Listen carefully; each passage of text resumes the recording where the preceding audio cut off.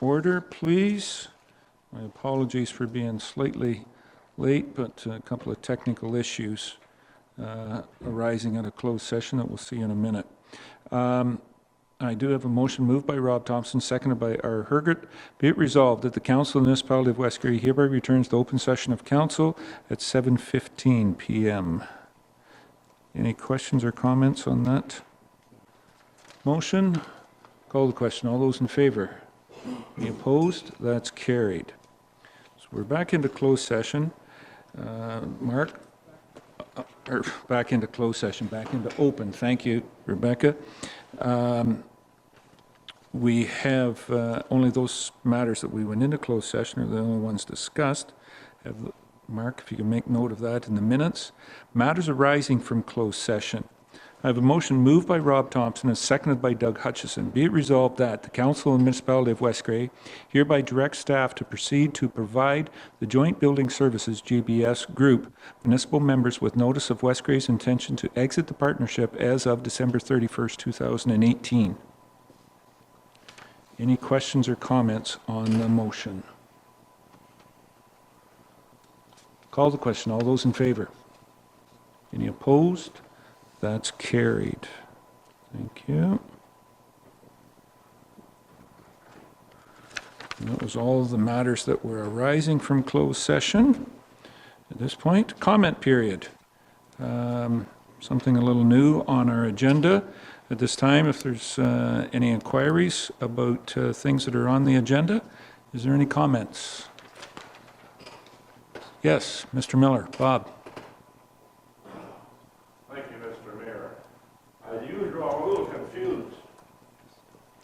Well, if you can turn the mic on, we'll help you get direction. Recently, you hired Director for Recreation and Culture. Correct. And you got all the fine gadgets to go with it, which is all fine and dandy. We're going to set that aside for a minute. You also, last meeting, you also made a donation, or whatever you did, to the health unit for somebody to do what, I don't know. Jason Wepler. Now what is he going to do that your employee can't do? There's a program that Grey Bruce Health Unit has on, and that we've been involved in for a number of years, and that was just a continuance of that play in Grey Bruce. I think that's still the name of it. Doug? Yeah, Playing Grey Bruce. So the Grey Bruce Health Unit, Playing Grey Bruce, it's a program, if I may, Mayor? Yep. It's just a program that promotes play and activity more for kids, but they're expanding into older groups too, seniors. And it's a lot of the time I've been on that committee, and we use a lot of that money for to put into schools to encourage a play day, or we use it in the wintertime. We have a what they call the longest day of play and the shortest day of play, where we have activities going on, the arena and different things around. Just encourages play, physical activity is what it's all about, Bob. Yeah, but you do have a director of recreation to do that now, so. We do. We have a new person in Parks and Recreation, which will help to coordinate that. So why would you need somebody, just pay another $300 a year to have somebody else stand and look wise? Out where we don't have nothing out there. We do our own recreation. Like yesterday at one bridge, there were 25 vehicles there, people just coming down, floating down the river, all ages, and they were having a great time. That was the recreation part. Culture part, well, still go for gravel runs. So, but we got to start saving the money, you know, or else if we don't, Brent will never get enough money to build a real new bridge. So, anyways, that's my spiel. Okay, thank you, Bob. Anyone else?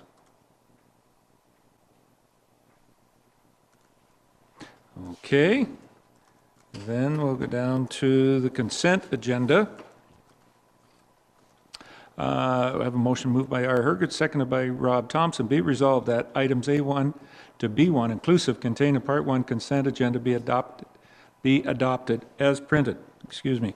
And further, that authorization be given for actions to be taken as may be necessary to give effect to the recommendations contained therein.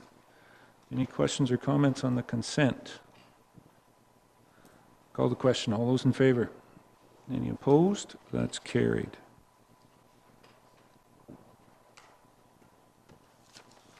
There we are, Mark. We'll hand those out. Motions. We can take part in those. Communications from Mayor and Council. Open it up. Is there any communications from Council? Doug? Sure, I'll start. Councillor Hutchison, go ahead. Just like to report on a very successful Arts Fest that we had on the weekend.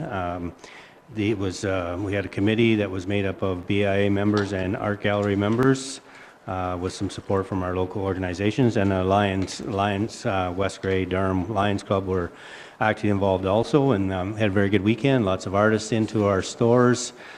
People had a chance to visit them, and then on Saturday we had a number of activities on the street, which culminated in a bit of a street dance. So there was a good turnout. People enjoyed it. It's something that we hope that we can maybe make an annual event. And yeah, it was very well done. And thanks to particularly the art gallery and their staff, who played a lead role in getting things organized. And the other groups, like I said, the Lions played a big part, and it was just a very, very good weekend altogether. To go along with that, I'm not sure if anyone was going to mention, but I'll just mention about the Horticulture Society also ran a garden tour this weekend. And personally, I didn't get out, but some of my family got out to see some of the gardens. And I think they had a successful weekend also. And I have a couple upcoming things which I can mention maybe in a few minutes if you want. No, you've got the floor. You could do it right now. Well, a couple things coming up, I guess, is the Durham firefighters. I'm not sure if it's all West Grey, but the firefighters have a golf tournament coming up July 28th. Yes. I have on my calendar. And also on August 5th, the McNeil Cemetery is having a memorial service at 3 p.m. Very good. Thank you. Rebecca, please. Thanks, Doug, for all your efforts too on the art fest that we had in Durham. It was a huge success, I would say. Year one, inaugural year is out and on the street, but we'll look forward to next year as well. Thanks so much to everyone that fundraised for the approach work for the walkway bridge. Also, the Horticulture Society and their garden tour is lovely. It was a very hot weekend, but it was beautiful flowers, and thanks everyone for sharing your properties too. Also, many summer activities going on. There's programming through the library. There's programming through our summer recreation program. The art gallery has a STEAM day camp. There's lots of opportunities, so check online for those. Good. Thank you. Anyone else? John. Deputy Thank you, Mayor Mr. Mayor. And you can duplicate this over top of me. I had the privilege of attending a very special event on Saturday, as you did, Mr. Mayor. But the 60th anniversary, wedding anniversary of Mr. John Black and his wife Rita. John obviously was a long-time councillor in West Grey, and before that was clerk in Glenelg Township, as was his father and his grandfather before him. So his lifetime and legacy of municipal service is long. They are both in pretty good health, and John, we sat and had a great chat. The Catholic Hall at the top of the hill was full with family and friends, and it was a good afternoon, Mr. Mayor. So I'll let you tell your side of that little event, but it was great seeing John and Rita in good health. The Catholic Hall was full of the Black family, and then there was a few friends showed up as well, too. For anybody out there that doesn't know, John S. and Rita have 13 children, ranging quite a range of direction. The reason that they had it in July was one of their daughters, Thelma, lives in New Zealand, so it was the time that she was home, so they had the celebration, so all of the children could be there, all of the grandchildren could be there, and all of the great-grandchildren could be there. So that was in well of in excess of 100 just in the immediate family alone before you got to any of the other relatives. So very packed hall and good for them. So that was one of the good things Art Fest well attended, and congratulations to the committee that got that going, and look forward to next year. Or maybe they want to do it on a biannual basis. You could have one winter and summer. One a year is good enough, Doug? Yeah, but thank you very much for that, and thanks to any of the council members that got to functions that I wasn't able to get to, because there's so much happening in West Grey, whether it's floating down the river on a Saturday in the sunshine, or ball tournaments, and as such, a lot going on within the community, so stay tuned. There is a lot more going on, and I guess just for everybody, one of the long-running things in the village of Newstead is the Colleen Lontz Memorial Run, now as a fundraiser for West for Youth. Will be happening August 9th.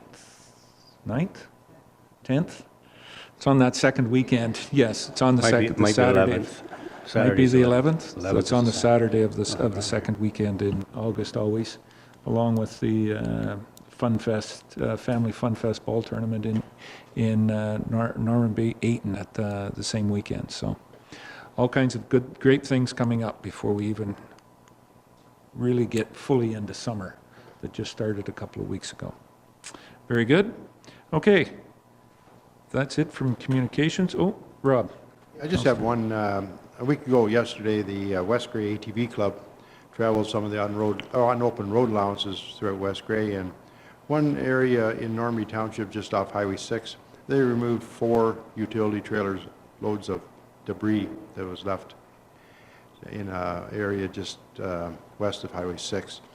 It's too bad people can't use the landfill sites and so on, but that was a lot of debris dumped in. I think it's been over the last year or so they've meant to get in there, but just to recognize the work that the club has been doing in cleaning up the rural areas. So that seemed to be the real target area for them. The other areas weren't so bad, but that was a really bad area. So, and it's close to either Southgate's landfill or West Gray's, so I wish people would use their landfills.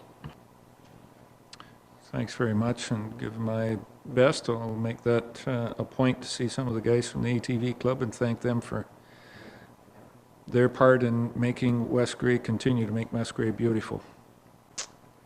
Okay. We are just about at 7:30, and we do have a delegation. If that's it from communications, we have a delegation tonight. Mr. Dozeman. Ed Dozeman's here. If you could use the podium, because we are recording.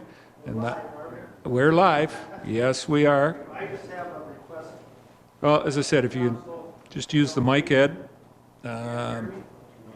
Well, turn it on. The gray button there. There you go. Good, thanks. And that way Adam can get you recorded. Very Okay. good. Go ahead, Ed. Thank you, Captain. Floor is yours. I'm actually looking for a waive of the fee of my water sewage in the town of Durham here. I purchased a home on William Street last summer, early fall. Been renovating the home. I have not taken up residence there yet. It was previously owned by John Kaufman. When I went to put the water on, whatever, in the spring, I had a faulty meter. I brought this to Steve Earhart's attention, also through Joyce Noon, I believe it is. Yes. Good name. Which I'd previously been paying the water sewage at a basic rate, I guess, that goes through, which is fine. Steve believes that because the water had been turned off, okay. I did have it turned off all winter. I resided in Florida. Any case, in all likelihood, possibly the meter froze, popped cap, I'm not sure. Anyways, I was brought in, I gave it to Joyce, and she said it was $400 fee to replace the meter. And I said, well, I really don't need the water. I'm still renovating and doing whatever. So I said, why am I still? Because I paid a $50 fee for Steve Earhart to shut the water off at the main on the road. as I said, I didn't need the water. And I did again receive last month another billing. So I presented it with Joyce last week, and she said, you're going to have to go to council, Carrie and Brant, to see about having any fees waived. So that's what brings me here to see you good people tonight. Very good. Can I ask, Yeah. I guess I'm not clear on the fees. Is it the fee for the new water meter or the fee for over the last couple of months of the water? Yeah, at this time, I'm looking for the water bill of 152 and change to be waived until it be decided as to who's going to reside at the house needing water Okay, for the installation of the meter, I guess it is, which is the property of West Gray. I have to pay for it as the property owner, right? but it's not my property, the meter. It belongs to West Gray. If I read that right in the bylaw? I'm going to take your interpretation of it. I'd like to, get through it. You know, as I said, It's my Not some- responsibility for the installation of it. And I think it wasn't properly installed in the first place. I believe it should have been higher up so that when the system's drained down, no water will gather in that. gather in the bottom of it. Right, because I did drain even the water heater and everything else out of it. Now, this was John Kaufman's house, and I was under the belief that he's been in there 40 years. I only worked with the family last year because they were looking to sell off his assets. Yeah. So Okay, it was bought in a as-is condition, the home, and I thought, if anything, maybe I can get a little rest on the weekends when goings on or at ground effects with the music, noise. So I'm not there for the water, I'm there for the quiet. Goodness. Is there any other questions of Ed at this time? What I would say, so we can get a better handle on, and I'm going to direct this to Brent, July 30th, we'd have a committee of the whole meeting. Is there, I'm going to ask Brent to kind of give us a bit of time to think about Absolutely. this and, Yep. and have a bit more background information on it, time to get to that bylaw, the interpretation of whose meter is it, what, yeah, I do know that there's a $400 installation fee in that. Am I correct in that, Carrie? Yeah. Yeah. Yeah, the meter.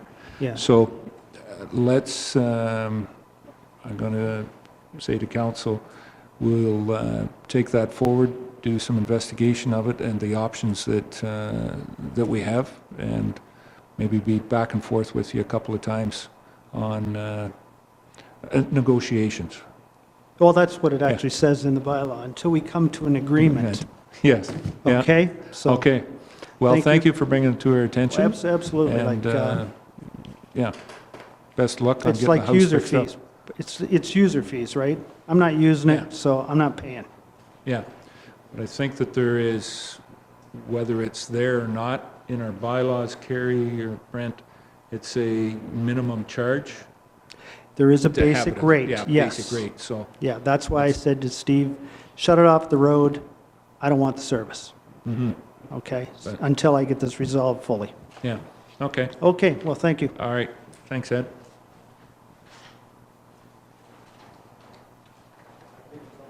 Very good, okay, yep. All right. Come on here. My little went to sleep. So that brings us down to Carrie's report, I believe, is the first one. On staff reports, Carrie, you're always number one, right? And your report starts on page 50? 47, sorry. 47, 48. The first one is the vouchers. Is there any question, comment on any of the vouchers there? Go ahead, John. Deputy Mayor Bell. Thank you, Mr. Mayor. Carrie, page 11, 2 or 3 things. We have an invoice from Van Voogd Greenhouses for West Gray Parks, a June flower order of $1,408. Are you able to tell me where those flowers went to? Would they be itemized as to whether they went to Ayton, Newstead, or Elmwood. Elmwood, or Just knows West Gray Flowers. That's all Steve has. it's just West Gray Flowers? Okay. Microphone, Carrie. Sorry, yeah, it's just, he doesn't note specifically locations, just West Gray Flowers. All right, so we don't know where they went. Another question, just, can you fill me in, Carrie? We've got the department number 8100 is Parks and Recreation. But then we've got 8110 for Recreation Newstead Park, and then 8120 for Recreation Durham Park. So when you get to Parks Recreation, then 8120, how is that different, I guess? What?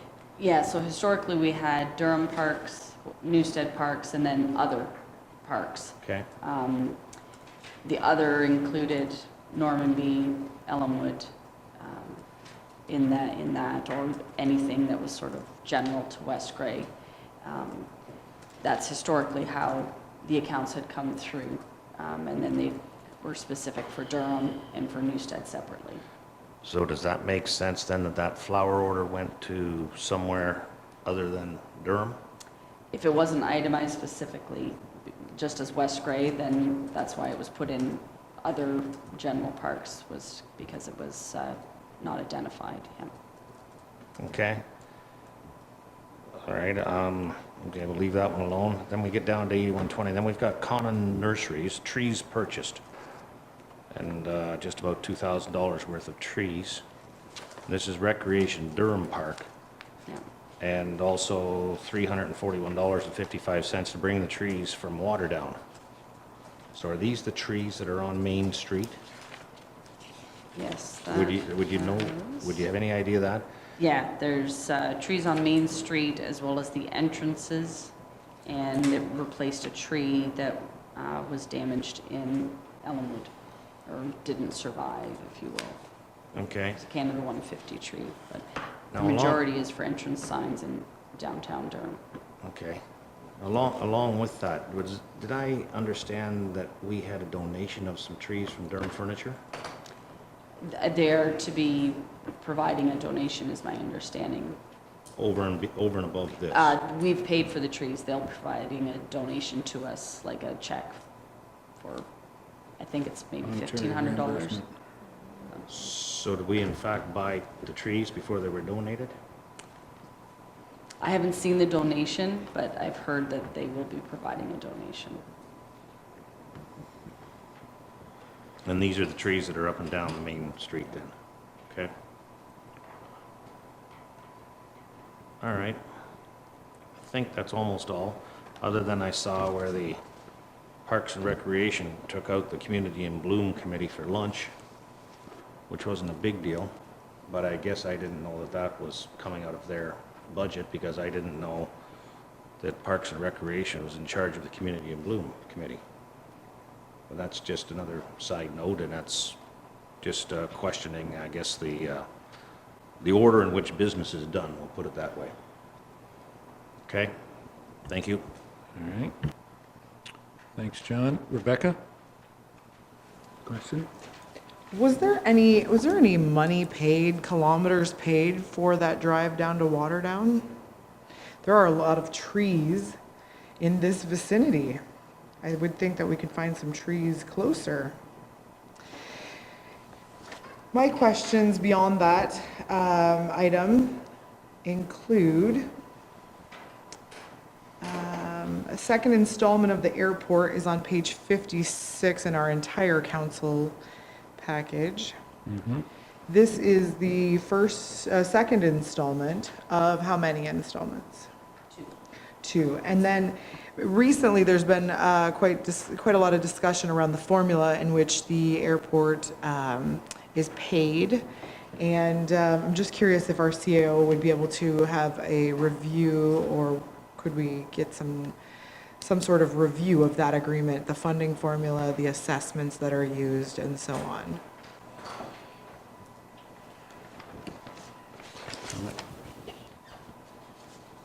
Through you, Mayor Eccles.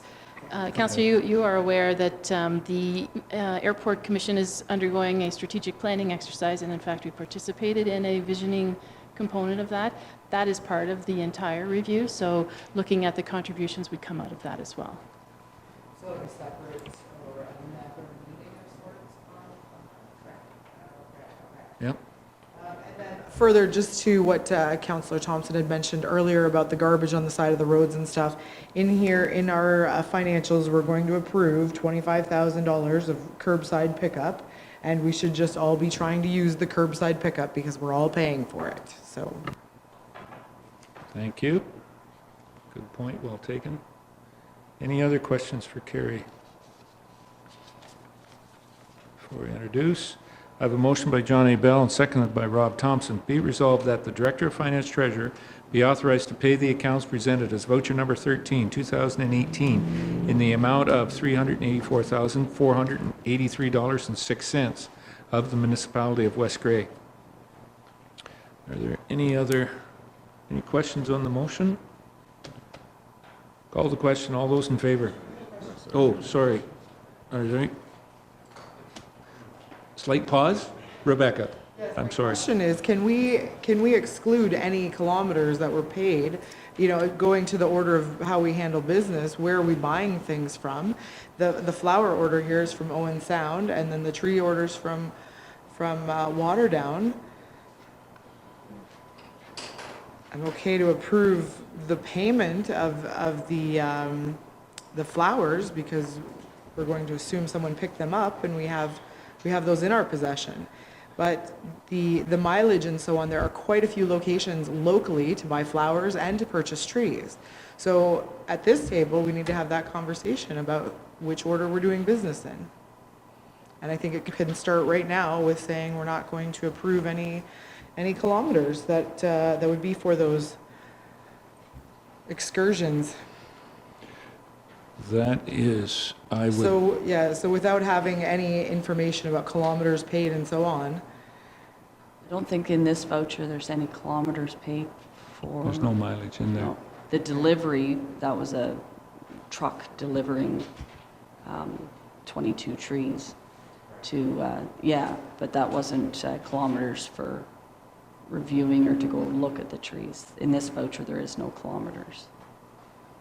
I'm not saying there won't be one submission for one, which would be dealt with at a later time, but this voucher here doesn't have anything in there.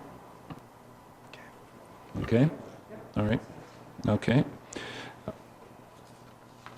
So I have a motion moved by John A. Bell, seconded by Rob Thompson. Be it resolved that the Director of Finance Treasurer be authorized to pay the accounts presented as voucher number 13, 2018, in the amount of $384,483.06 to the Municipality of West Grey. Read it for the second time, and for the first time, I'll ask for the vote. I apologize for not catching you down there, Rebecca. Any other questions on the motion? All those in favor? Any opposed? That's carried. Okay. Carrie, I think the other two reports that are there are for information. The first one is the quarterly report on, speaking of mileage, on mileage. For the third quarter, we're set with a formula based by the county and running that. I don't think it's moved in the last couple of quarters, but this one would bounce it up a penny per kilometer. Yeah, from 47 to 48.5 cents. Okay, because of the increase of gas. So that was just there for information purposes. And the other one, the other report that Kerry has on a regular basis is the monthly council remuneration is there for information on the package as to each individual's remuneration. There's no questions on those. They were just there for information, so they'll be received as that. Any other questions of Mrs. Mighton? No? Rebecca? Bylaw 88, are you trying to split for the evening? Is that? Yeah, so just bylaw 88, Yes? the tax rate, it repeals 69, 2018. Comments on that? Yeah, so when we were doing the calculation, the total on the front page, the rates were correct, but the total to be raised for the education portion was out slightly. So it's just fixing that total, and the same with the BIA rate. It was just to fix the rate. It was actually using the wrong assessments. So the total value is still raising 12.6 for the BIA area, but just the effective rate had to be changed. So those were the two corrections on there. Okay, further, go ahead. And maybe I could have a little help with the audience as well. Bylaw 81 is a rezoning of 240 Bruce Street North. Just looking at that, I think I asked a question about, is there two development charges or just one? Was there a development charge That would be directed, previously paid? towards Kerry. Yeah. We're not engaging the audience here. It's Okay, not a public okay. meeting, so Kerry? So is that one, just not familiar with which prop, like the 240 Bruce Street, is Rezoning it? it to a semi-detached instead of a single Yeah, so if family. there's an existing one, there wouldn't be a development charge on that, but there may be, depending on how the development charges bylaw reads for the additional one. Yeah, I'd have to look at the specifics for the property to see if it qualified, but it'll speak to redevelopment and new, if it's demoed, if it's rebuilt, all the different things, but the development charges bylaw will speak to whether it's applicable or not. We can check that just to make sure. Okay, very good, thanks. Okay. All right, any other questions for Kerry? Very good. Okay, thank you, Kerry. Brent, down to the Director of Infrastructure, Public Works. Brent, your first report is dealing with a bridge tender. And, yep, questions on it? Go ahead. Yeah, sorry. Rob? In our package, and Councillor Hutchison spotted it here on the, I would second this, the 177.03, should there be another number in there? Do you want to do the correction? Is it 770, because ours is showing $77, but is there a zero or, I don't know. I'll pass it back before I second it, 772. before Brent gets into his report there. Yeah, I think it should be 772.03. Okay. I can second that then. Or John. Apologies. No, I just had, or we're starting those. So. Yeah, it was fine. Yep.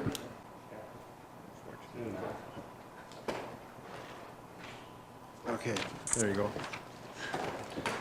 Good. Brent is already into the new educational curriculum that the province has put forward here.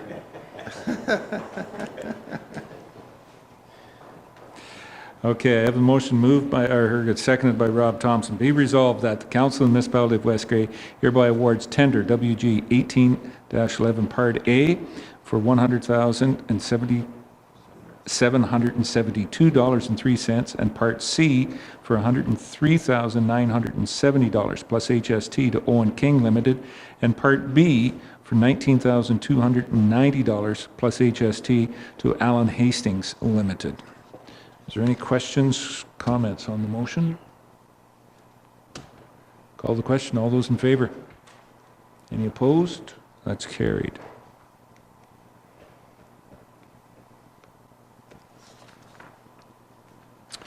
Okay. And that's about it. Brent? See, that's good. Any questions for our director? Doug? Sure, just an Councillor update, Hutchison. maybe, Brent, on anything, input on our bridge study or our road surveys, sort of thing? Actually, Councillor Hutchison, I was told I'm going to be receiving the preliminary draft report for the bridge study, Bennett Bridge study this week for my comments. And then the ball is off and going with that part of that project. Secondly, Street Scan were in last week. They completed the survey of all our roads, so that is done. And they're now, everything's rolling along now, so I'm anticipating that we'll have a plan in place, their evaluation or the material that they're going to provide, it will be completed early this fall. So there's quite a bit of computation that they have to do with the surveying that they did. So we're waiting eagerly for those results. Okay. If I could take a question, just an update. We finished the single surface maintenance tar and chip. Has been completed. Brent, confirm that? Yes, Your Worship, we finished that last week, I believe, last Wednesday. Thursday?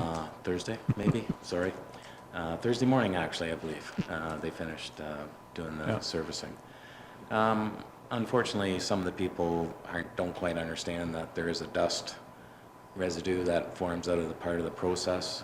We tried to communicate with residents. Tim was put informational letters in the mail slots to try and defer or limit the number of phone calls coming in. We still ended up having a few people don't understand that they think we're putting gravel over top of a hard surface and are questioning our abilities to think and what rationale we're using to put gravel on a hard surface. But regardless, I think after I've talked to them, they're in the know and they understand. It's just part of the process of surface treatment. Maintaining the road surface. Are the company is coming back? Have we done the double?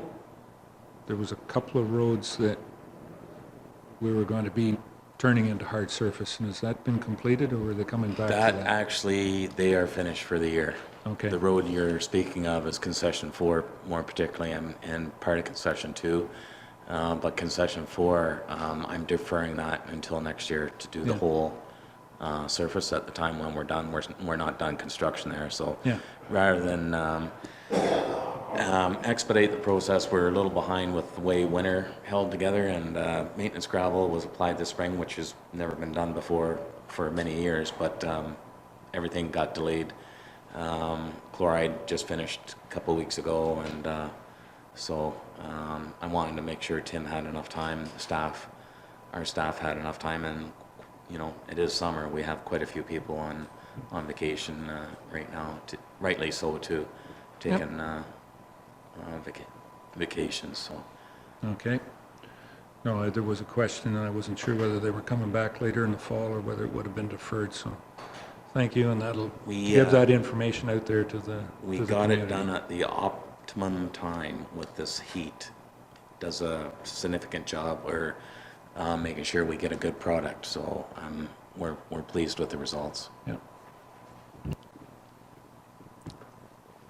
So we'll be able to let know some people out there that, yeah, those 2 jobs on the 4th of Bentic and the 2nd of Ganelk will be a priority for next year, right? Yeah. Okay. Any other questions for Brent? Very good.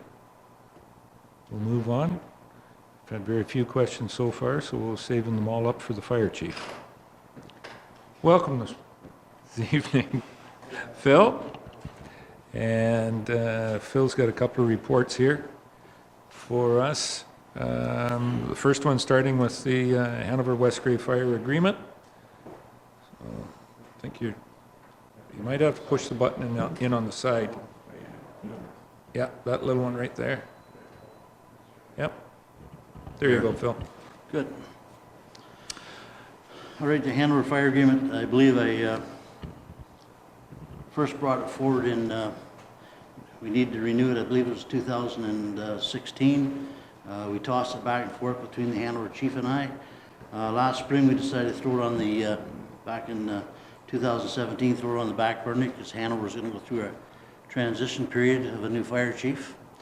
So once he got his walking legs and we got familiar with each other and we got down and read this, we've tossed it back and forth. And so I think we've come up with something that both councils will agree upon. There are not any large changes in it. It's quite a bit newer than the present agreement we have is 1982 with the township, between the township of Benwick and the town of Hanover. So it was time to get it renewed. I hope everybody's had a chance to carouse through it. If there's any questions, maybe I can answer them for you. Any questions on that as it comes up? Doug, Councillor Hutchison? Just one question, Phil. The shared service with Hanover, so I'm just curious, with like, what happens if there's a fire on the west side of Hanover, really close to their boundary? Does West Grey service that, or is it you would call in Brockton, or how would that work? Or? That's between Brockton and Hanover on the west side of Hanover, is that what you're saying? Well, or right in, say it's still in the town, but on the very far side of Hanover, like. That's a mutual aid call. Right. So however the mutual aid agreement or the mutual aid plan is drawn up with the province, Right. the first call would likely be Brockton, the second call would be West Grey. Yeah. And then so on. Now they're talking about, rather than leave an area empty, that's what happened with Chapman's Ice Cream, is they're talking about, under the new provincial plan that's coming out, that if Hanover needed mutual aid, they would call Mildmay and leave Rockert in place, or call Flesherton and leave Durham in place, because those two municipalities have a better idea where the things are in that area and in Hanover's area that's not being covered while the fire's going on. If there was a call towards the Flesherton area, we would know better than somebody else. Right. But that's right across the province. That hasn't kicked in yet, but that's how it works. Okay, I was just curious whether West Grey would have to go zipping across Hanover, whereas it might be quicker for Brockton or even Elmwood to get there, sort of thing. So, yeah, that makes sense. Thank you. Okay. And we could always send Newstead up too. Yeah, well, that's true. In that sense. Okay. Any other questions on that agreement? Oh, one more. Go ahead, Doug. Councillor Hutchison.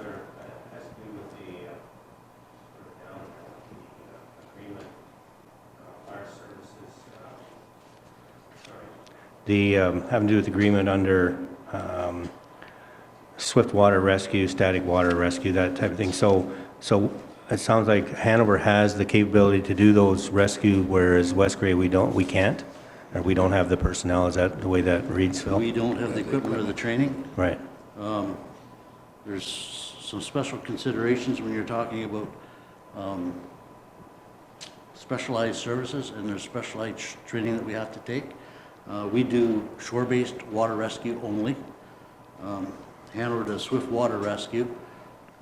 So they have a boat that is certified by the Coast Guard of Canada, and all their firefighters take swift water rescue training. Static water rescue is where they're using ropes, and that's basically the same as shore-based, which we do now. Ice water rescue, that's different again, all sorts of equipment, and we know what happens if it goes wrong. And confined space rescue, we do not do. There's a specialized training for that as well. And the equipment is in the hundreds of thousands of dollars for all that stuff. And rope rescue. Now, I do understand that in talking with the Hanover chief, there is a possibility that they may be dropping some of this because it is costing a lot of money. So, because it's not a service that we can reciprocate through mutual aid, we have to pay for it. Right.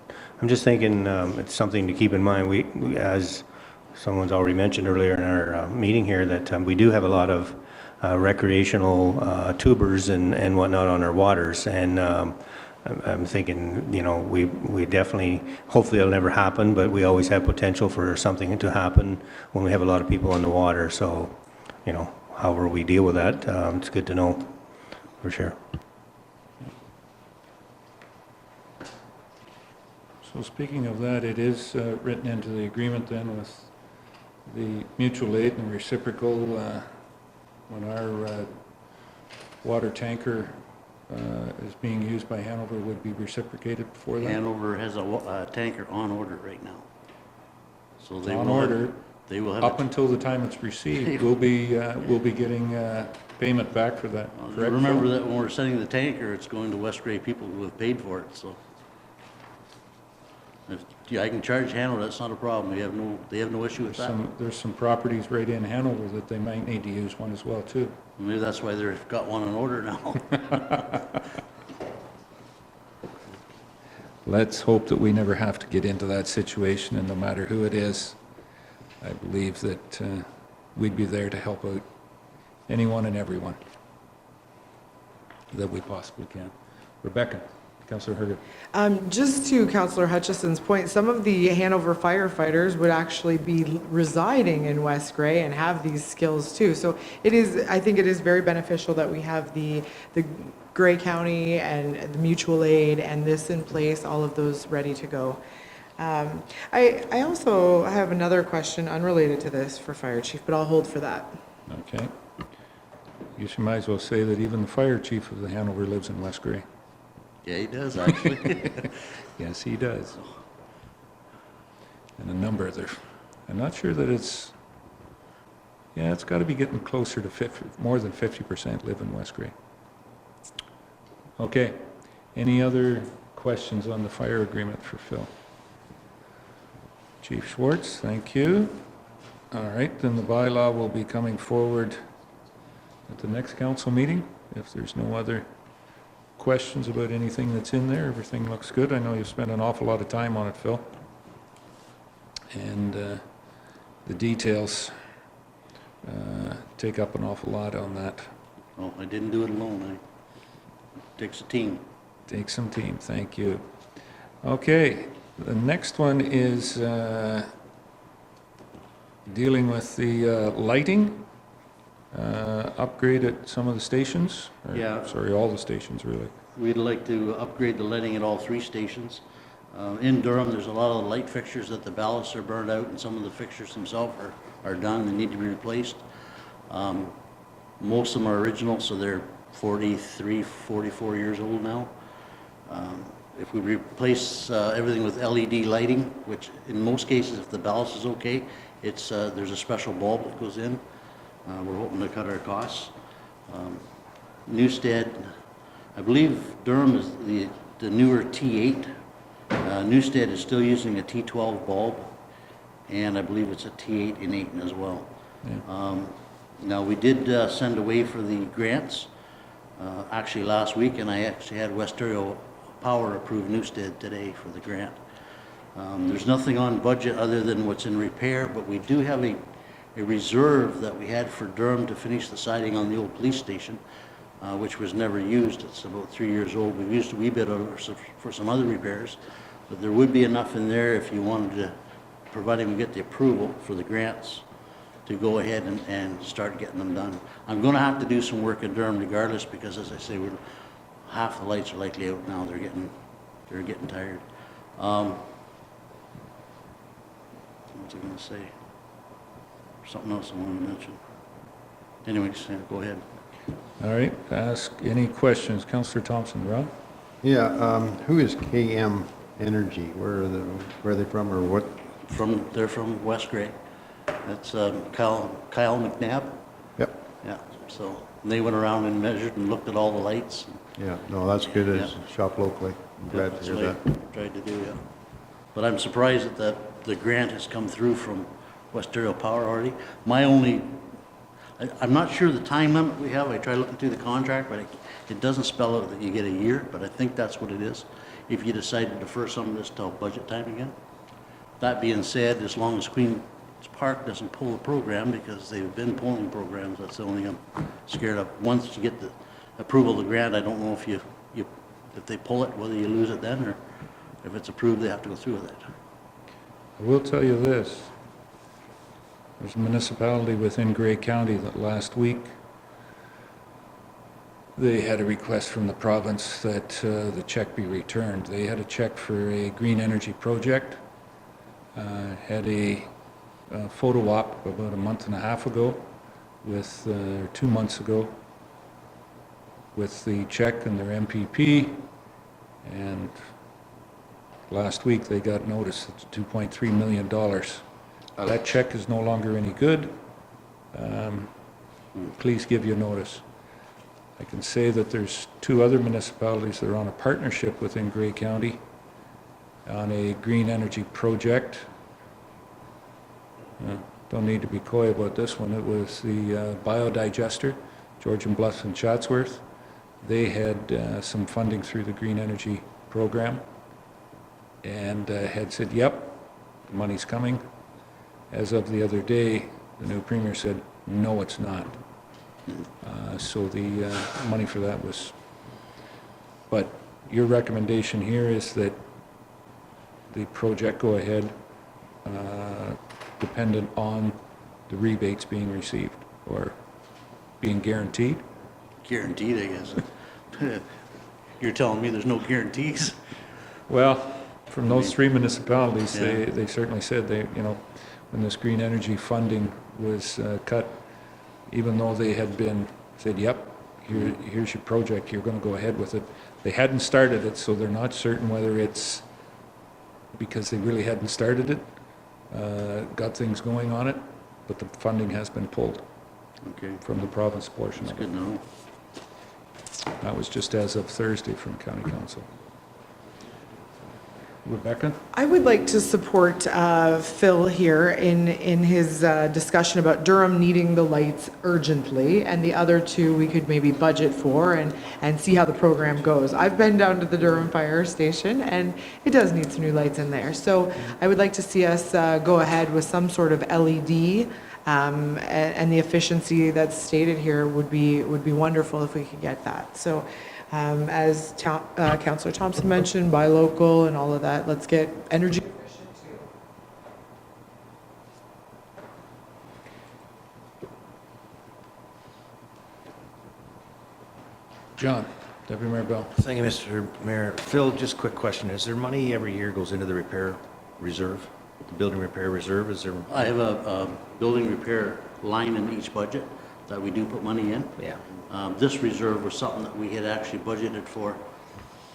It's got to be longer than 3 years ago to put siding on. We got a price of siding. We had gone ahead and told the local company to do it, and they got busy with bigger projects and we got forgot about it. So it sat there for quite a while. And then we had taken some out last year to do a repair job on something, and so it's gone down from what it originally was. So there would be enough in there to do this project, but anyways.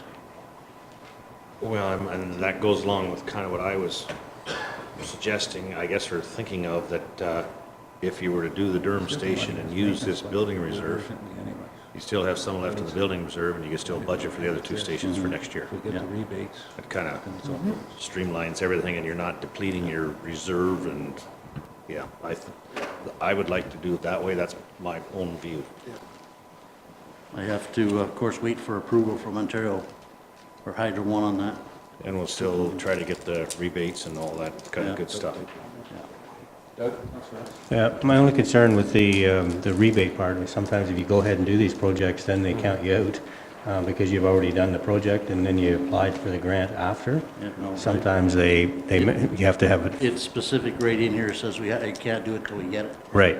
So you've already got the money for Newstead, you said, right? Yeah. So we should take the money and run on that one, I think, and get it done before they change their mind. And in Durham, you have to decide, I guess, whether we can hold off or whether you need to do it, like Mr. Bell said. But if you get into it and then with the intent of applying for a grant, we're probably not going to get it, right?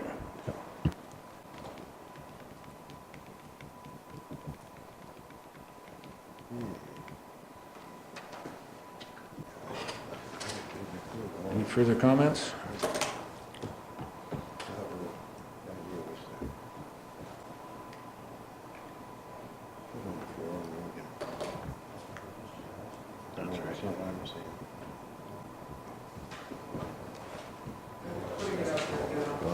Put it on the floor. That's what I said. Put it on the floor.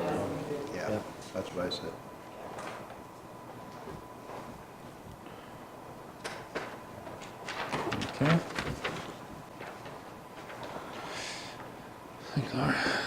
So we have a motion moved by R. Herget, seconded by Doug Hutchison. Resolved that the Council of the Municipality of West Grey hereby authorizes the fire chief to purchase LED lighting from KM Energy of Durham, from KM Energy for the Durham, Newstead, and Ayton fire stations at a cost of $12,171 plus HST, contingent upon availability of rebates. Questions or comments on the motion? John? Deputy Mayor Paul. Well, Councillor Hergert, my point was more than anything was to use the building reserve to fix the station in Durham this year, and then budget for the other 2 stations for next year. That's what you said. And that way, Phil doesn't have to use all his reserve in case for a rainy day, there might be a little bit left there. So I'm willing to go along with that. I can't support your motion as it's wrote, that's all. Can we amend it? It needs to be amended for my liking, to be honest. I wanted to put it on the floor so we can have the discussion. Okay. Does one anybody suggest an amendment? Mr. Hutchison. Doug? Yeah, my suggestion would be, as I said, I think go ahead with Newstead since we've got the approval of the grant. And then maybe even we just wait a little bit, like maybe the dust settles until the government gets in place and we see how many other programs are going to be canceled or whether they're going to put some money into this. So like, you know, you've lived with these lights, Phil, for a little bit. Maybe we, you know, as the year goes on, it'll be a little clearer whether they're going to put any money or this grant's going to continue, and then we, you know, we can still apply, but if it gets on hold, then we're sort of in a holding pattern sort of thing, and then eventually we want to fix Durham regardless. So whether we do it later in the year with our money or whether we get some grant money to do it, we have to wait and see. So I'd say go ahead with Newstead, get the plan going and put in for the grants, but we maybe hold off doing Durham until we can see if we can get the grant money. I just want to clarify that the grants have been applied for all 3 stations. And Newstead was approved today. I haven't heard back from Hydro One other than they received it, and they only went out on Thursday, so I just want to clarify that. Rebecca? I would move that we table this in light of just finding out today that Newstead has been successful. That would accommodate more time. I mean, possibly, they were all done, the applications were done all at the same time. So maybe if we give it a day or 2, then we would have the money for Durham or Ayton as well, and then and we can go ahead. So I actually, right now, I would like to move that we table this until a near future council meeting, and then we'd have a little bit more information, hopefully.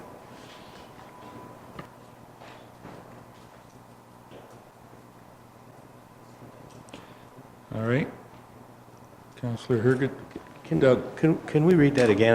I'm just curious how that's worded again. Now that Well, I haven't got the motion to table in place yet, so we can still discuss until that comes forward. Okay. Resolved that the Council of the Municipality of West Grey hereby authorizes the fire chief to purchase LED lighting from KM Energy for the Durham, Newstead, and Ayton fire stations at a cost of $12,171 plus HST, contingent upon availability of rebates.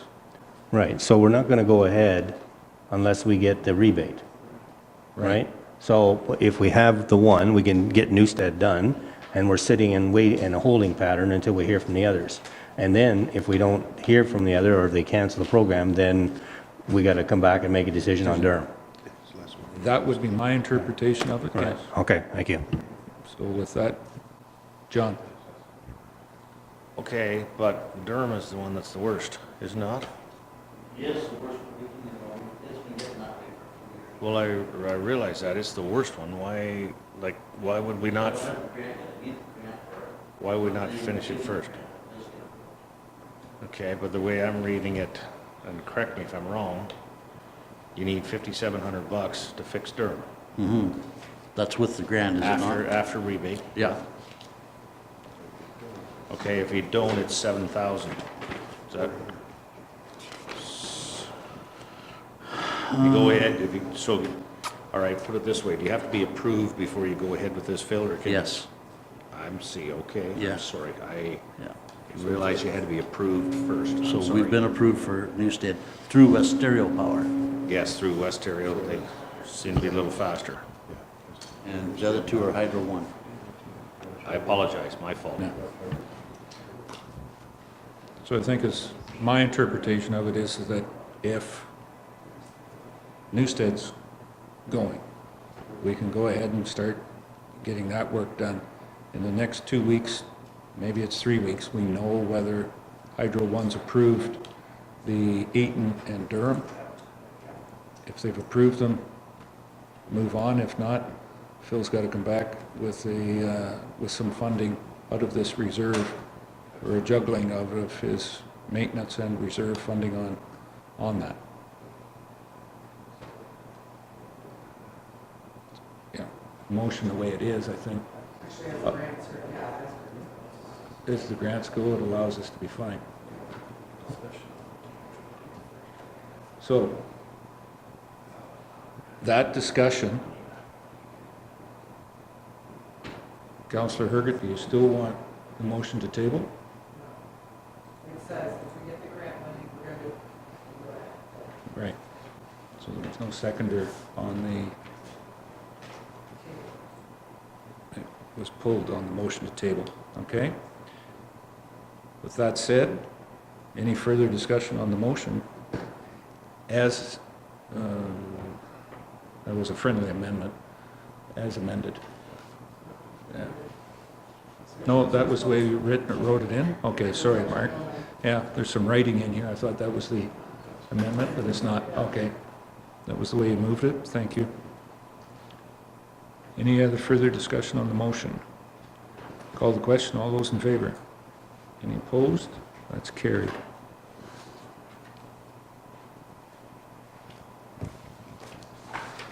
Okay, very good.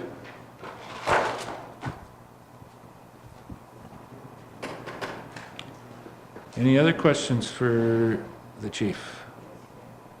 Rebecca, please. How is recruitment going? It's going slow, It's going slow. yeah. And, So if somebody would like to be a firefighter, they can just come in and see you at the station? Come get an application and we'll put you through the process. Yeah. Yeah. Okay, very good. Thanks. If you want to join, Can I be an honorary member? we'll make you firefighter. Okay. Deputy Mayor Bell. Yeah, John? quick question, Phil. Fire ban, still in place? Yes, it is. We had some rain this morning, but it wasn't significant enough to make any change. Things started greening up in a few days and all like that. If we get some more rain tonight, it'll be perfect. But campfires weren't included, so just large brush fires. And we've had some dandy brush fires we've had to put out in the last couple of weeks, so. Very good, thank you. Okay. Anything else for Phil?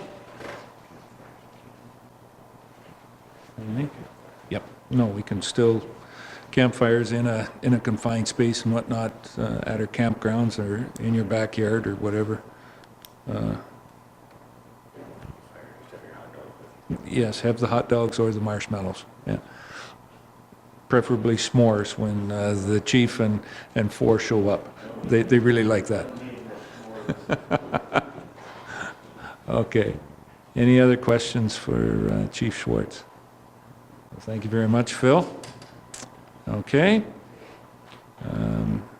Very public meeting. You can stay as long as you want. Get moving again so that leg gets uncramped. All right. Take care. Thanks, Chief. Next one is clerks. Mark, and the first one is from the Township of Chatsworth. Yes, so the Township of Chatsworth is seeking support from County Council and by extension, lower tier council representatives for their motion to increase the maximum density of 3 lots per 100 acres that exist in the rural designation to 5 lots per 100 acres, and also to allow, in certain circumstances where appropriate, rural plans of subdivision in rural designated areas only. As you may recall, 6-7 years ago, until about 6-7 years ago, rural subdivisions were permitted. That's no longer the case. And then as well, at one time, the maximum density per 100 acres in the rural designation was 4 lots, 3 severed lots, 1 retained lot, and that was reduced to 3 lots. So Township of Chatsworth is seeking somewhat of a reversal of that. I did get an opinion from our municipal planner, Ron Davidson, and his comments are included in the report. He is not recommending support for that resolution because I guess in essence, in his opinion, it flies somewhat contrary to at least the spirit of the provincial policy statement, which directs growth to urban areas. Very good comments. Doug? Councillor Hutchison? Just a question. I'm curious if, did you get any feedback or any input on this with the, from the public meetings on the official plan? Like I'm curious of what, they talk about 5 lots per 100 acres. What do those lots look like? Like is 3 of them 2-acre lots and the rest are, 96 or like, I don't know. In the current official plan, the minimum lot size is 2 acres. There used to be a 330 feet minimum frontage, but now they've reduced it. It can be somewhat less, but they encourage no more than a 3-to-1 frontage to depth ratio, but a 2-acre minimum in the rural designation. And of course, there's other mitigating factors that may limit the potential for, since if it might be an aggregate resource area, could be significant woodlands or wetlands. You have to do an environmental impact study. Minimum distance separation for barns, there's quite a few criteria, and there will be more in the new official plan to consider and to review, such as wildfire areas, significant valley lands, so it's getting quite complicated. And of course, there's endangered, threatened species now to deal with. So this is coming from Chatsworth, so there wasn't a lot of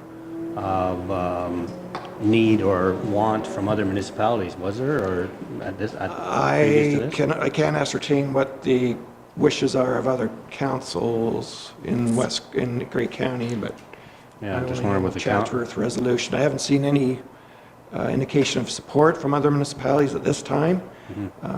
Any correspondence from them, but No, I was just I curious. haven't seen any that have not supported it either, let's put it that way. Right. Okay, thank you. Okay, any other questions or comments? Rebecca? Comment there to Doug's. I mean, recolor gray, this was going to be where they set out the big priorities, and so has this not come forward as a big priority for all of Grey County? Throughout the process, John and Kevin, have you guys heard of this being a big push and any resistance or any support thereof? It's been certainly the big push, if I can, John. It's the push from Chatsworth. It's one of their big requests. Part of it being they do not have a full services sewer and water in any of their areas. Chatsworth and Walters Falls both have water systems, but everything is still on septic. So for their expansion, it's why wouldn't it be in that in the rural area? We did have a working group participated in 6 to 8 months ago, I think. It might have been 5 months ago, but earlier in the spring or late winter, and Chatsworth did bring this up. There didn't seem to be a lot of negativity about it, but the way that Chatsworth explained it was more on those areas where it's Hawthorne Knolls, or protect the agricultural, whether it's designated A1 or not, but protect the agricultural land that's there. But some of that land that isn't, why don't we have houses on it? And the argument behind it, that's the only thing that's going to keep our rural schools open if we can have people living in the rural areas. And then I guess I should have asked this for Carrie earlier, of our development charges here, how much of that growth has been in the rural areas? No, it's probably 2/3 rural and 1/3 urban? at least. Yeah. Certainly, there's still quite a few vacant lots in the rural areas. We still see some severances for creation of new lots in the rural areas.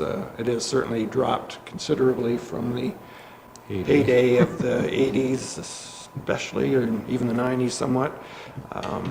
But obviously, more in the urban areas, you're seeing plans of subdivision with some lot creation as well, intensifying, infilling, which is also promoted in the provincial policy statement. To make it more affordable for Yeah. everyone then too, right? So Mm-hmm.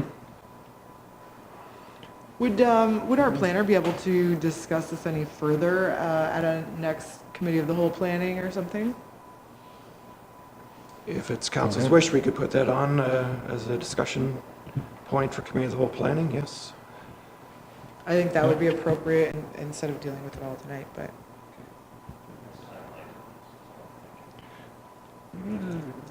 It's not urgent that we get it back, right? It would be, I think but we could have a. the meeting. county, the color gray, the official plan, That's already passed, June 29th, for Yeah. comment. yeah, August the 13th is when the committee of the whole at the county is going to look at it, so we can discuss it at committee of the whole here. And Before the county would Yeah, pass it. before the county's going to put it forward. Okay.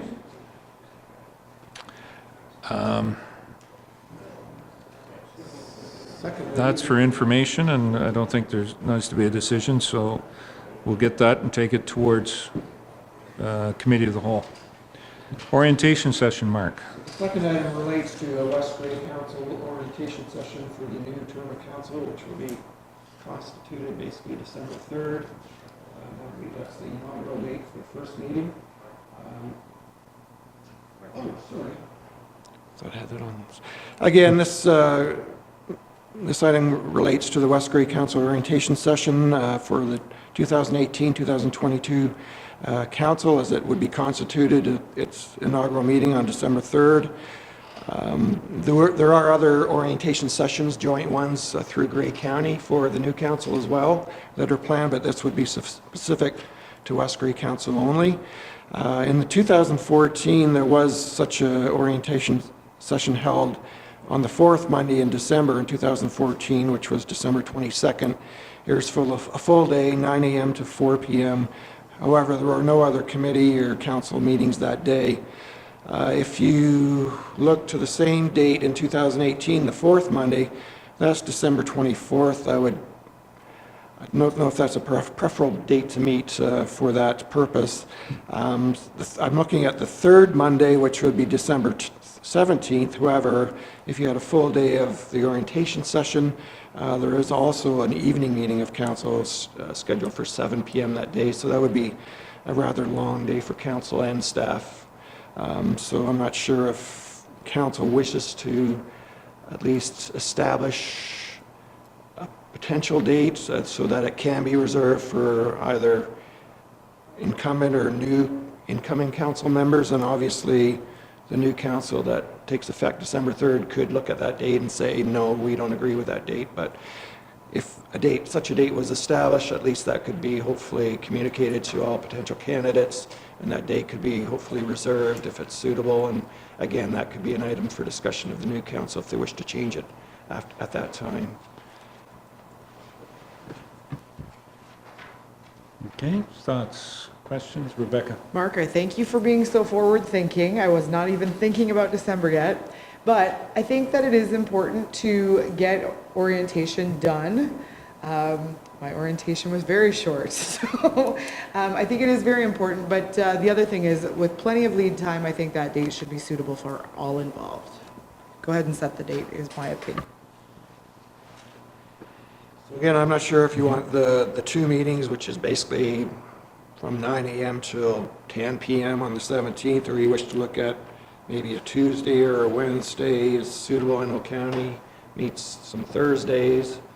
I'm not sure if Tuesdays or Wednesdays during a day would be something that would be considered by council as well. That would kind of split up the day, especially for a newer council that we don't want to wear them out the first couple of meetings. No, but you want to whip them into shop. You want to whip them into shape real quick. Yeah, it's boot camp.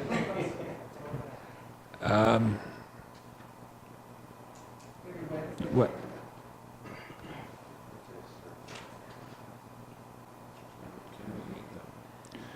County probably won't, well, if it is going to meet, it would be on the Thursday.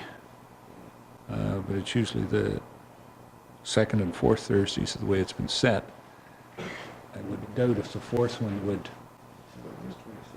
Yeah, probably not going to happen, but the first one, but the inaugural is still set for the first Tuesday. Which is that, the third, fourth, and then probably county council on the the second Thursday, so that'd be the 13th. That would probably be the only council meeting that would be had, so if it's on the 12th, then orientation. Mark was thinking on a Wednesday. Yeah. December 12th be fine. Doug? I'm just looking at the, on December 3rd, the council meeting's at 9, right? So if council didn't go too much past noon, you could do an afternoon session. That wouldn't be long enough, Mark, for orientation on the 3rd? I did a copy of the inaugural council meeting minutes from, No, you're off. Pull it out. Not catching that. so I did look at the 2014 inaugural council meeting minutes, and we did conduct a fair bit of business that day. There were bylaws and some staff reports. I guess were pressing. We tried to limit it, but there must have been enough pressing issues that we did get some matters of business done. So it did go for, I think, a few hours.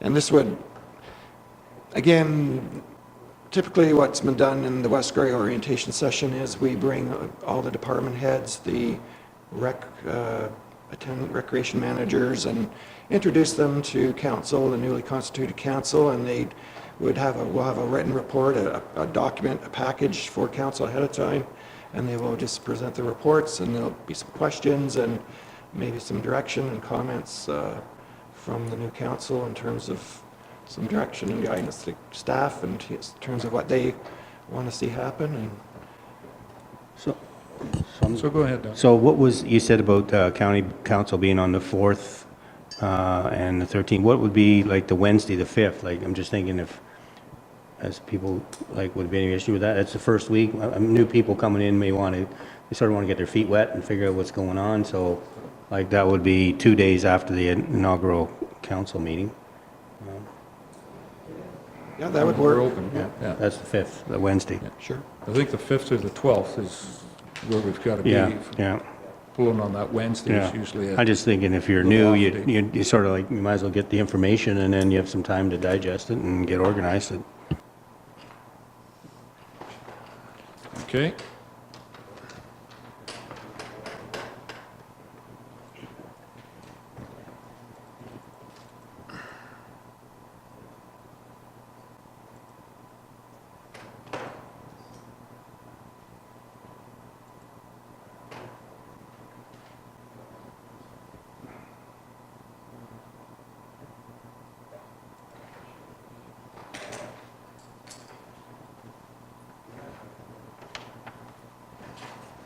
Okay, so I have a motion moved by Doug Hutchison, second by Rob Thompson. Resolved that the Council of the Municipality of West Grey hereby approves holding a West Grey Council orientation session for the 2018 to 2022 Council on December 5th, 2018.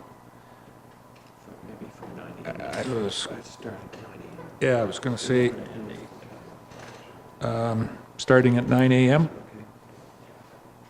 Mind if I'm...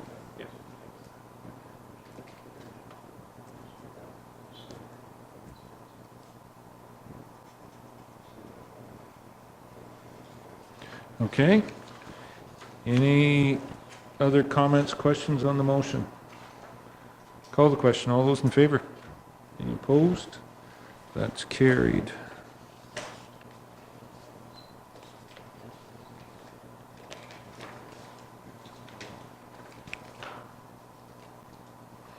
All right. Any other questions for Mark? And I guess that brings us down to bylaws. Mark, handout. I think we've got a lot of bylaws here tonight. Rebecca signed hers. That's as far as that's going to go. You can only sign once, can't do, don't.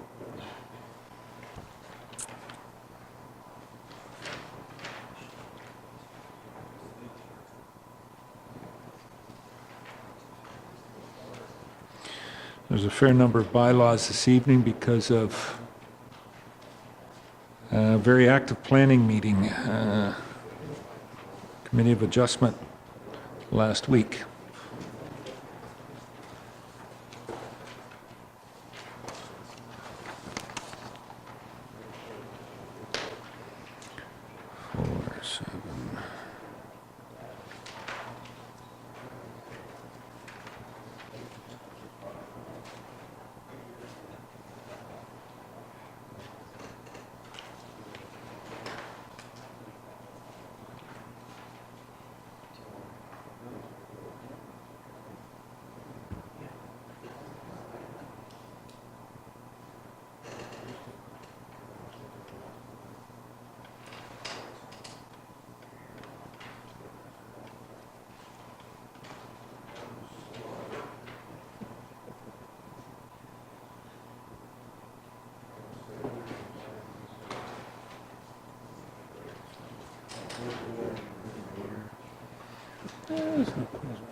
Was, I don't think.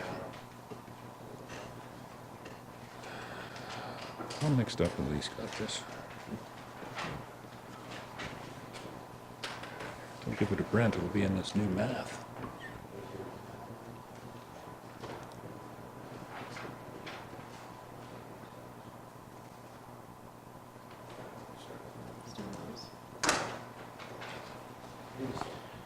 Okay. So the first one is a bylaw on a zoning in the former town of Durham, and the Committee of the Whole Planning is recommended for approval.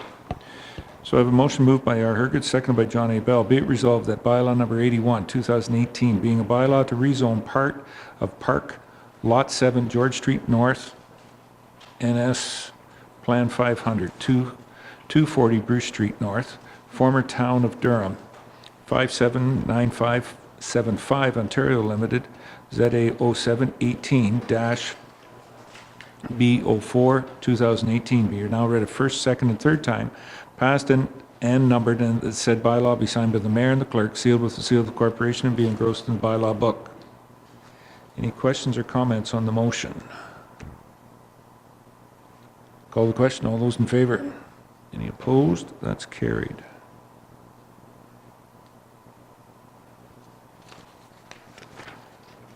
Bylaw number 82 was a bylaw to rezone in the former town of Durham. It's a motion moved by John A. Bell, seconded by Rob Thompson. Be it resolved that bylaw number 82, 2018, being a bylaw to rezone part lot 27, concession 1, EGR, former town of Durham, Kent Charlton, ZA 09-18-B05-2018, be now read a first, second, and third time, passed and numbered, and said bylaw be signed by the mayor and the clerk, sealed with the seal of the corporation, and be engrossed in the bylaw book.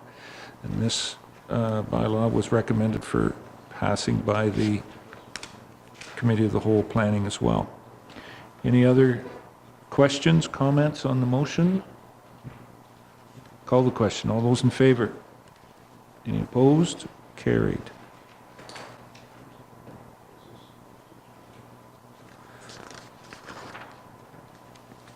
Bylaw 83 is another zoning bylaw in the former township of Normanby. I have a motion moved by Rob Thompson, seconded by John A. Bell. Be it resolved that bylaw number 83, 2018, being a bylaw to rezone part lot 12, concession 1, former township of Normanby, John and Eileen Padfield, ZA 08-18-B14-2017, be now read a first, second, and third time, passed and numbered, and that said bylaw be signed by the mayor and the clerk, sealed with the seal of the corporation, and be engrossed in the bylaw book. This one comes as a recommendation for approval as well from the Planning Committee of the Whole. Any other questions on the motion? Rebecca, Councillor Herget. I would just like to say that this one did have quite a bit of discussion at Committee of the Whole Planning. I believe it was Planning. We had 3 meetings that same day. I believe it was Committee of the Whole Planning. Anyhow, there were a couple individuals that were quite concerned with this development, but after that meeting, there was quite a bit of consensus that had been gained from this too. And I do applaud everyone involved's efforts to have the communication and dialogue so that by the end of that planning meeting, we were all satisfied that we were doing the right thing in approving this. So I will be in support of this one as well. Okay, thank you. Any other comments on the motion? Call the question. All those in favor? Any opposed? That's carried.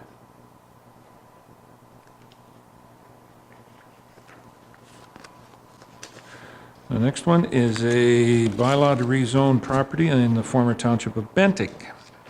I have a motion moved by Rob Thompson, seconded by Doug Hutchison. Be it resolved that bylaw number 84, 2018, being a bylaw to rezone Part Lot 11, Concession 2, SDR, Geographic Township of Bentinck, Municipality of West Grey, from the A1 Agricultural Zone to A2 Rural Zone and the NE Natural Environment Zone to the A1 389 Agricultural Exception Zone, A2 Rural Zone, and the NE Natural Environment Zone.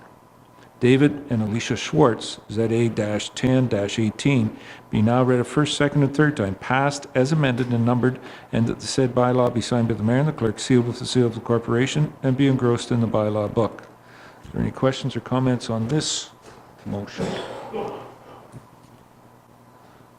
Rebecca? Councillor Hurd. We did have some information presented from a law firm, not our solicitor, but I'm just curious if this is worth running past our solicitor prior to us approving it. And I say that because we did have discussions with our planner who advised a certain way, and a lawyer in a different area, maybe not as familiar with the Grey County practices and so on. And on this one, we might be just a little bit ahead of the recolor gray, basically the infilling and so on, and dense population in a certain area type thing. Grey County is proposing that in their recolor gray strategy, but it's not there yet. And so just that being said, the information that came forward from a different solicitor, as mentioned before, not ours, but maybe it is worth just comment from our solicitor prior to passing. Thoughts? Anyone? Doug? I'm not sure we need to wait. I see here it says that that the two detached dwellings shall be permitted in accordance with the provincial government's Bill 140. So, I mean, we have legislation out there that already allows it.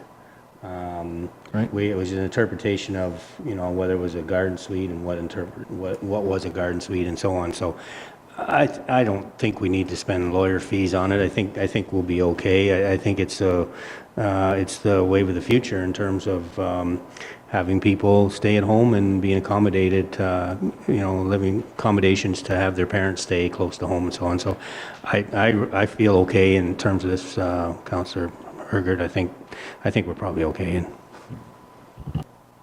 Okay. Any other comments on that? Go ahead, Rebecca.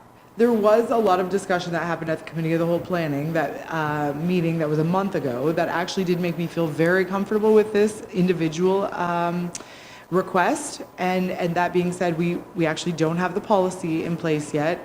The province does have this legislation, but we're just a notch ahead of Grey County and their recolor gray. I would like to see us at least get a solicitor opinion on this. We have had one that was not favorable, but it wasn't our solicitor either. I would just like to see us cautiously approach this one. Deputy Mayor Bell. John? Well, I'm in the same mind as Mr. Hutchison. We've seen this at Grey County before, and obviously the Grey County staff person was here, the planner, and our also local planner.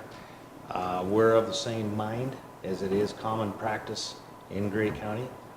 And I don't think that the questionnaire that was put in front of us by the solicitor representing someone else who happens to be a neighbor of these people, I don't think that they accurately portrayed the facts. That's my own opinion. But I do believe that all I's were dotted and T's were crossed. I'm quite comfortable that this is the norm as what is going on in Grey County now. And whether you want to call it a granny flat or whether you want to call it a secondary unit, I mean, both those terms appear in some of those agreements. as Councillor Hutchins said, I'm quite comfortable moving this ahead. I think that it has not only merit, but we are going to see a lot more of these in Grey County, and they will be structured the same way as this one was. But that's my 2 cents worth. So I'm in same mind frame as Councillor Hutchison in moving this forward. Okay. So with those comments, still want to move to table this, Rebecca, or not? I'll just speak to recolor gray allows for the intensification, secondary settlement, affordable housing, tiny homes, all of this. It's a month and a half or so until the recolor gray is passed at the county level, and that might provide our lawyer just an opportunity to review it too. All right. Is there anybody willing to second that motion to table? No. Call it again. I don't see anybody willing to second it, Rebecca. Okay. Okay. That was my CYA moment.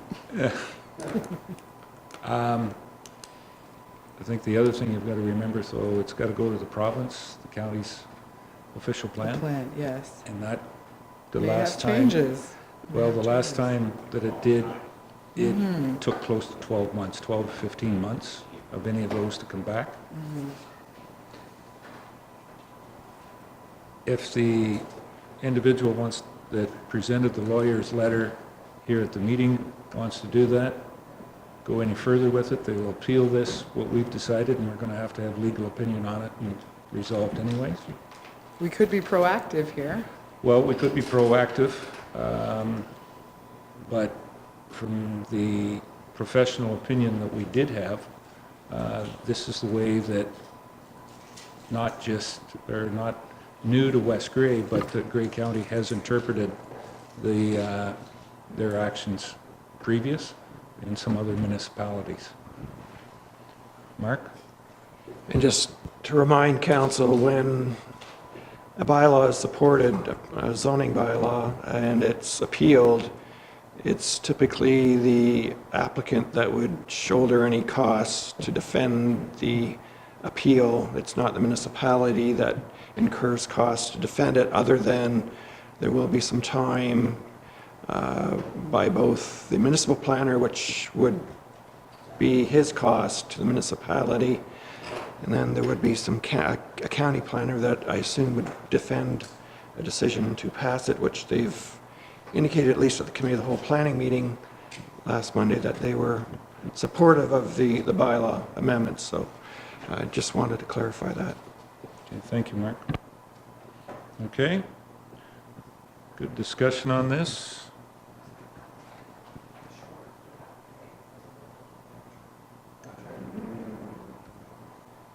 Go ahead. Again, the municipality typically would shoulder the municipal planner's costs for his work at the, well, it was the interim municipal board, it's now the local planning appeal tribunal now.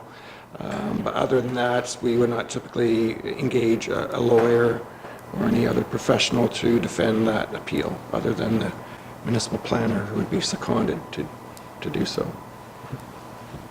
But from the legal perspective, the legal debate on it is by the proponent. We would be an agency in the hearing. Go ahead. Will there be a procedure or some sort of planning application that would deal with this on the regular moving forward? Or is there going to be a separate policy? Will there be a separate procedure? Or is this going to be just a granny suite each and every time? There has been some preliminary discussions at committee of the whole planning about establishing such a policy, and I think it would be prudent for the committee to do so, and I believe the planner, if that might be another discussion point at the August 11th committee of the whole planning meeting, and perhaps get that going. We do have some other amendments to our zoning bylaw that need to be put into force and effect, and then, of course, later on when the new Grey County official plan is passed, hopefully, that there'll be some further amendments because we have to comply with the county official plan as well, but I would foresee that being another discussion point at the next council, the committee of the whole planning meeting. Okay. Any other comments on the motion? And call the question. All those in favor? Any opposed? That is carried. Okay. Oop, sorry, trying to get through them here too quick. Bylaw 85 is a alarm security.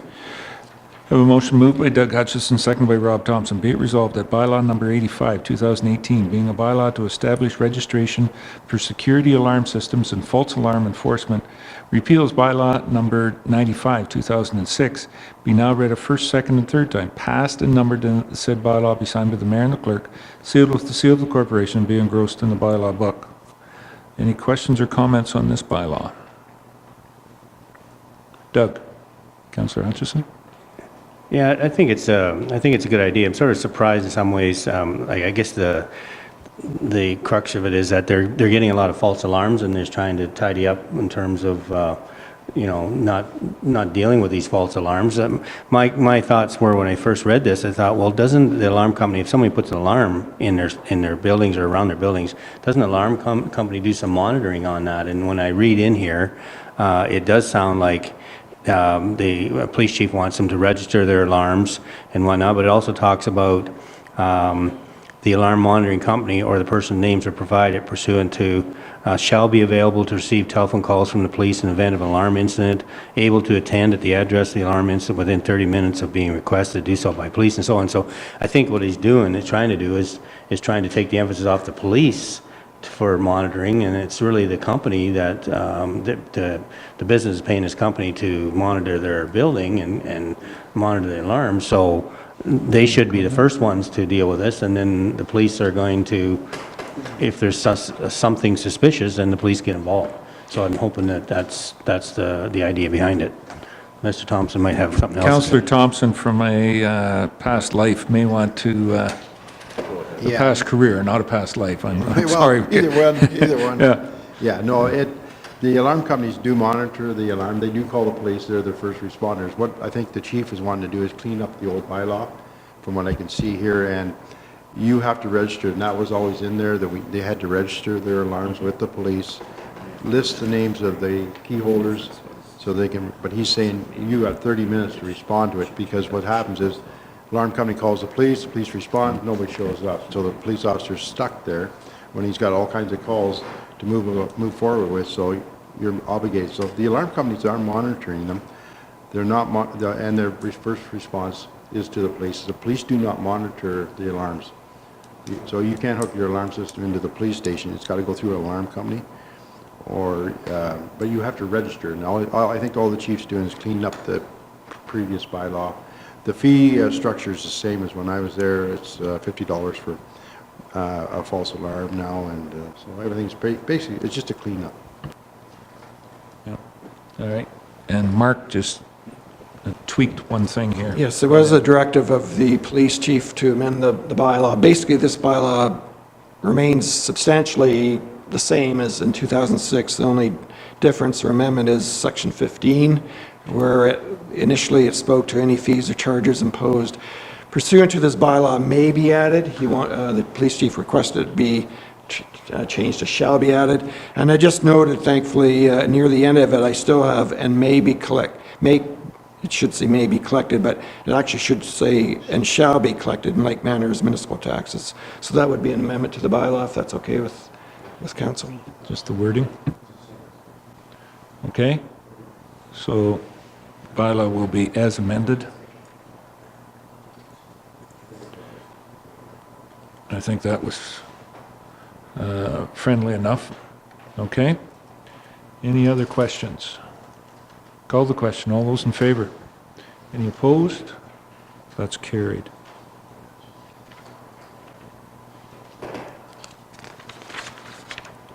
Okay. bylaw number 86 was to remove a holding symbol on lands in the former township of Normanby. Have a motion moved by John A. Bell, seconded by Doug Hutchison. Be resolved that bylaw number 86, sorry, I had bylaw 87 in front of me. I don't know who was keeping this all on track, Deputy Mayor Bell. This one is 86, is the bylaw to remove the holding symbol, is moved by R. Herget, seconded by John A. Bell. Be it resolved that bylaw number 86, 2018, being a bylaw to remove a holding symbol, H, on lands described as lots 32 to 35, concession 3, former township of Normanby, Parkbridge Lifestyle Communities, Inc., be now read a first, second, and third time, passed and numbered, and that the said bylaw be signed by the mayor and the clerk, sealed with the seal of the corporation, and be engrossed in the bylaw book. Any questions or comments on this bylaw? Call the question. All those in favor? Any opposed? That's carried.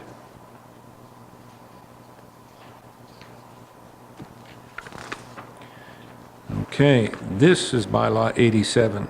And it's still moved by John A. Bell and seconded by Doug Hutchison.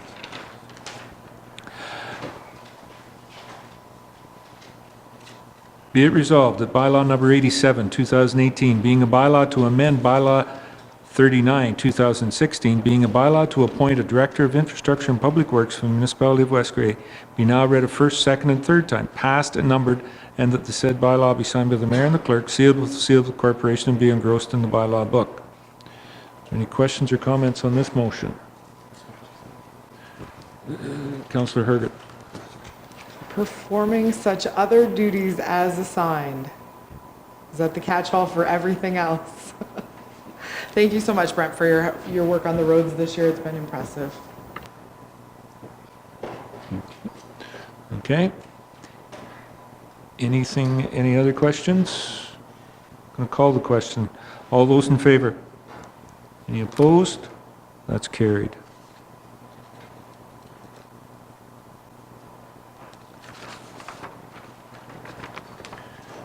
Okay. Bylaw 88. This is the one that was discussed earlier, dealing with a slight amendment to the tax rates. I have a motion moved by Rob Thompson, seconded by John A. Bell. Be it resolved that bylaw number 88, 2018, being a bylaw to provide for the adoption of estimates of all sums required during the year, to strike the tax rates and to provide for penalty and interest in default of payment thereof for the year 2018. Tax bylaw. Repeals bylaw number 69, 2018, be now read a first, second, and third time, passed and numbered, and the said bylaw be signed by the mayor and the clerk, sealed with the seal of the corporation, and be engrossed in the bylaw book. Any questions or comments on this motion? Call the question. All those in favor? Any opposed? That's carried.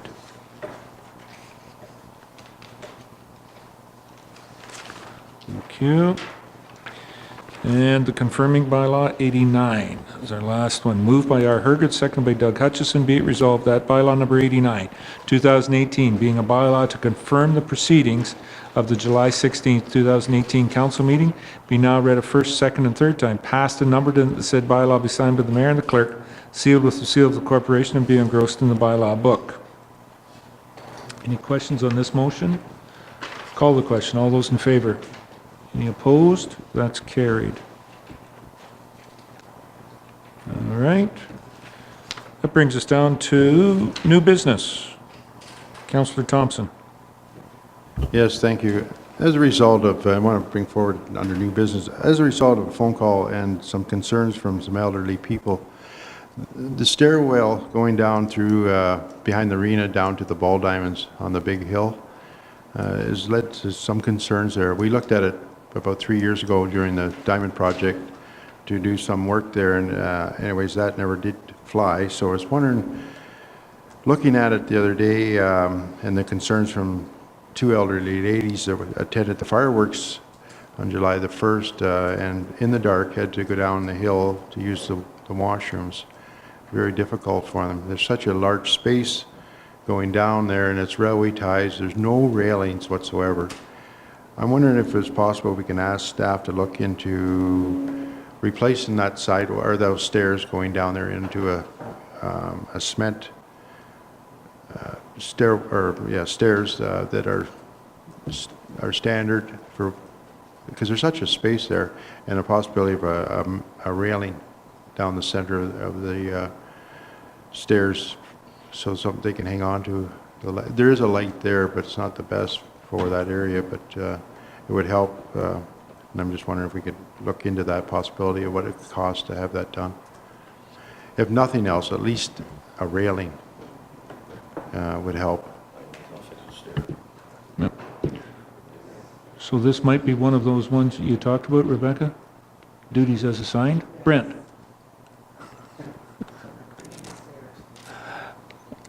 Yeah, I could have a look at it. One of the things that comes to mind after you spoke, Councillor Thompson, is the maximum tread height. Usually is standard in the building code, and Mr. Tremble's here that can validate that, but I think it's 7.5 inches, correct me if I'm wrong.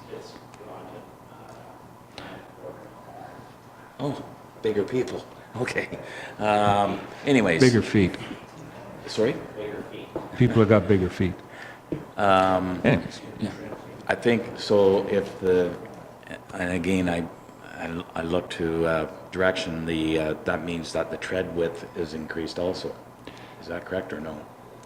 Well, let's The not try to geyser head get, has gone to- I'm gonna say, Brent, this isn't a public meeting. I don't want to engage Sorry. Mr. Tremble as What much I'm as saying he is is we courteous need- enough, We but need to review the tread heights and there'll be tread- some things. Tread heights and widths Yeah, on that. I think what Mr. Thompson's Yeah, looking if you for wanna- is, let's see what we can do. Yeah. The night of the fireworks and the week after, I did receive a few comments as well, too, so it was something I was going to bring up, either at committee of the whole or sometime, but Councillor Thompson's brought it up here. I'm going to look to Laura, whether it's because it's at the Ball Diamond, is it our new recreation, or maybe somebody from, even the building department, I'm not sure. But giving staff the direction at this point in time to do some investigation and work on it and bring us back. It'll probably be 2 or 3 departments that look at that. So would that be fine, Rob? And That's great, and they did state they'll probably send in a letter request from these two ladies, so. note of their concern. And it's not only the elderly people, it's a lot of the young children going down there. There's no support there if they happen to fall, so it's a liability issue too. Possible. Okay, good. All right, we'll take a, see, Laura's written it down here, so we've got that. Any other new business? Anything else? Addendums? Notice motion or direct motion? I don't believe there was any. I don't believe that there's any request or need for a closed session. We got everything that was needed. Ran a little bit longer, a few minutes, but got that done prior to the meeting. That brings us down to question period. At this time, is there any questions on anything that was on the agenda this evening? Take time.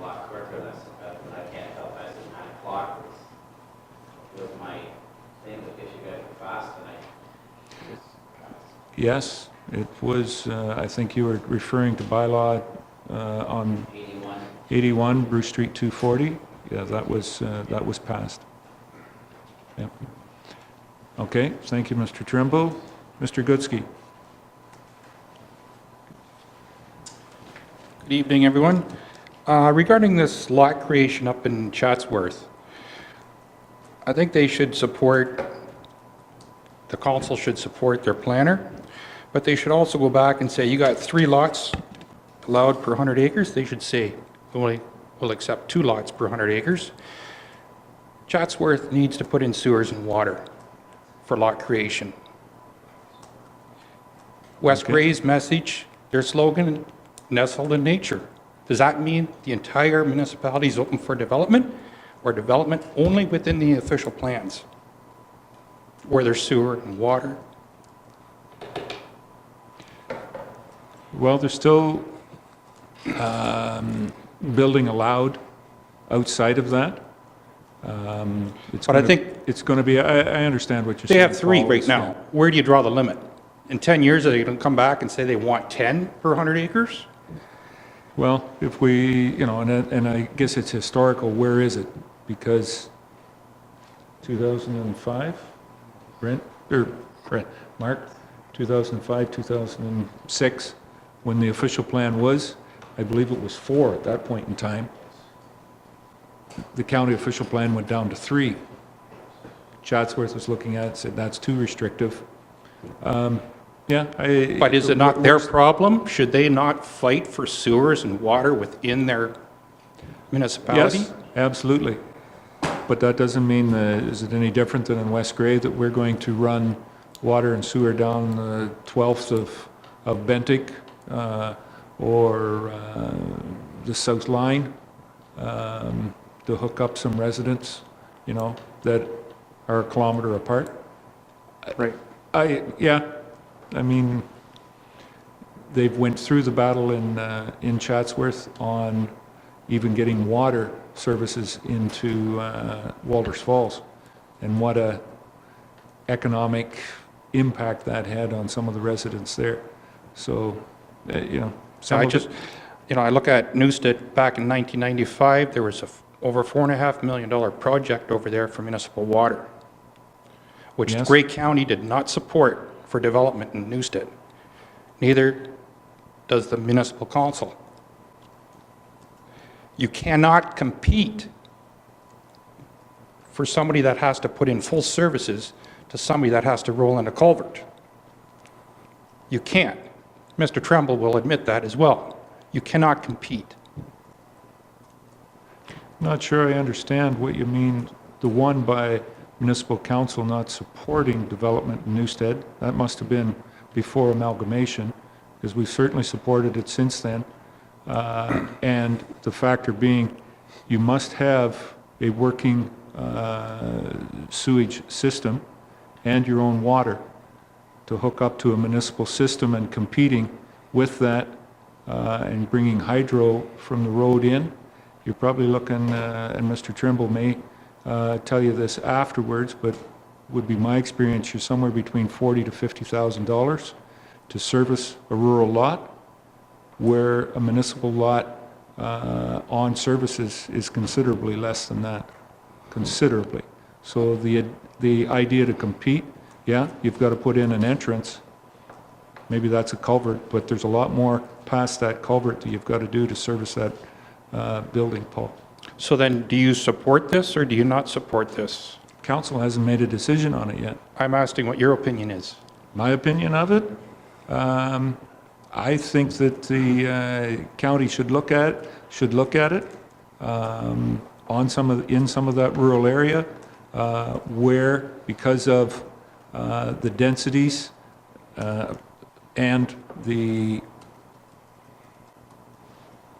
largeness of some of the family operations, schools like Desborough, Holland Chatsworth, it's a great difficulty if you don't have the population out there. And for the municipality, how do we justify having, continuing to keep a lot of these bridges open and whatnot with no population living in the rural area? Okay. Thanks. That's it. Okay, thank you. Any other questions? Beth, Bob? Oh, Adam, you're the last one. I'll say you're the last. August the 11th? Yep. August 10th, I believe, is the, on the Friday night would be the pasta dinner. Being a runner, Doug, that's the carb loading, I think as they call it, right? They always put a dinner on the Friday night at the Colleen Lutz, and then Saturday morning, 7 a.m., they start with the a bit more carb loading, the fireman's breakfast. They always put that on. Yeah, it's better after than it is before. Okay, thanks, Doug. Yes, I think I remember that from some of my days as well. Any other questions? Nothing on question period. Municipal Act notices, Mark. There are none at this point in time. Motion to adjourn. Would entertain. Councillor Hergert, Councillor Hutchison. I'll accept that. All in favor? We stand adjourned. Thank you very much.